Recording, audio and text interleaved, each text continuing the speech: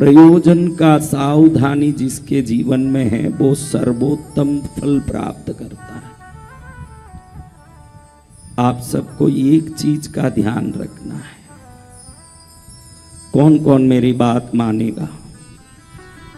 तो इतना ध्यान रखना कि मैं मेरे कल्याण के लिए कृष्णगिरी आया हूं। ये विवेक हर दम जगा के रखना। थोड़ा भी भूल जाओगे तो आपको प्रमाद सता सकता है, मन में दुविधाएं आ सकती है। मैं यहाँ आया हूँ खुद के कल्याण के लिए, न पड़ोसी का कल्याण करने आया हूँ न दुनिया का कल्याण। स्वयं के स्वार्थ के लिए आए हैं और वो स्वार्थ भी अच्छे से भक्ति करके पूरा नहीं कर पाए तो कह सकते हैं कि विवेकहीन व्यक्ति है। कैसा व्यक्ति है? अगर विवेक होगा तो ये ध्यान में रखेगा कि मैं मेरा भला करने आया हूं तो साधना पर समय पर जाऊं। अगर महाराज 365 दिन भी 2:30 बजे तक रोज रट सकते हैं, जप सकते हैं, तो मैं तो सिर्फ 10 दिन के लिए आया हूं। कितने दिन के लिए? 10 दिन। हाँ, कम से कम मुझे ऊपर जगह नहीं मिली, सीढ़ियों तक भी भीड़ लगी है, तो अंत में ऊपर जाके दर्शन तो भी करके आऊं, उस स्थान का दर्शन तो कर लो। ऐसे कितने ही बैठे हैं यहाँ जिनको प्रज्ञा नहीं है कि मैं मेरे भले के लिए आया हूं। अभी तक ऊपर जाके जिस जगह मैं रोज छोड़ता नहीं हूं, आप मत सोचना कि कोई भी आके अंदर घुस सकेगा। माइका लाल के बाप की ताकत नहीं कि मेरी जगह में कोई आ जाए। मैं दया करके 10 दिन के लिए आपको अनुमति दिया हूं, रोज कोई नहीं आ सकता। लेकिन आज तक इतने लोग हैं इसमें जिन्होंने ऊपर आके दर्शन ही नहीं किया। इंसानियत से वो सब हाथ ऊंचा हो जिन्होंने ऊपर दर्शन नहीं किया। अच्छे से ऊंचा ना, जो नहीं किया न हाथ नहीं ऊंचाता है वो गुरुद्रोही है। हाँ, वो गुरुद्रोही है।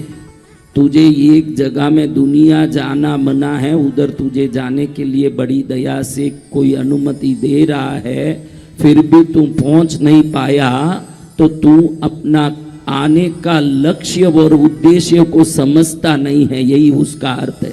तू यहाँ आया है अपने दुख मिटाने, अपने कष्ट मिटाने, अपने भला को ले जाने, अपने मंगल को करने। उसके बाद तेरा चित्त उस कार्य को संपन्न करने में नहीं लग रहा है, तो इसका अर्थ है कि तू जीवन में आगे बढ़ने के लिए जो बल और पुरुषार्थ चाहिए उसका विवेक नहीं रखता है। यही तकलीफ है।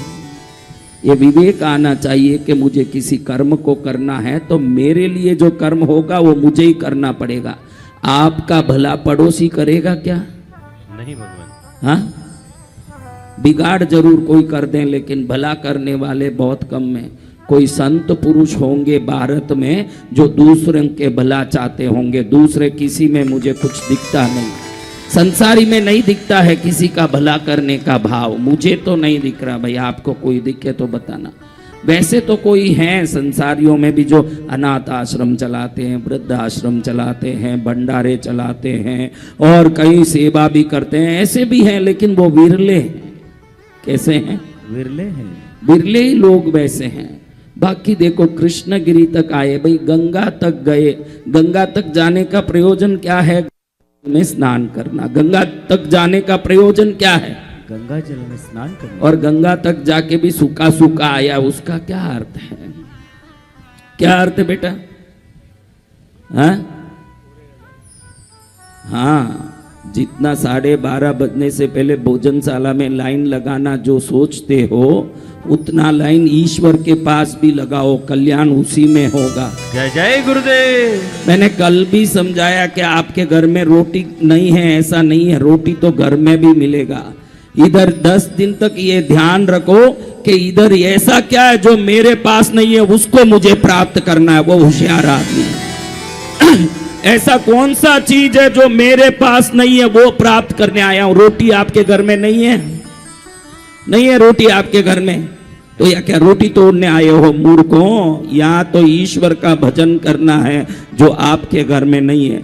ब्रह्मांड में ही नहीं है वो शक्ति, कृष्णगिरी में है। ध्यान रखना। जय गुरुदेव। यहाँ की पूजा पद्धति, साधना पद्धति की श्रेष्ठता है कि आपको बगैर कुछ किए हाथ जोड़ने मात्र से ही सब मिलता है। तो फिर तो फायदा होना चाहिए कि नहीं महाराज? तो कब होगा? जब हम हमारी प्रज्ञा को जगा के निरंतर यहाँ से जाने में कुछ दिन में निकलना पड़ेगा। कुछ ही दिन मुझे रहना है, फिर तो जिंदगी भर घर में रहना है। जितने थोड़े दिन यहाँ हूँ भरचक प्रयास करूं कि कृपा पालूं, ये कोशिश करनी चाहिए। क्या करनी चाहिए? भरचक प्रयास करूं कि मैं कृपा प्राप्त कर लूं, ऐसी कृपा जिससे मेरा मंगल हो जाए। नींद तो घर में ही लेते हैं, यहाँ क्या लें?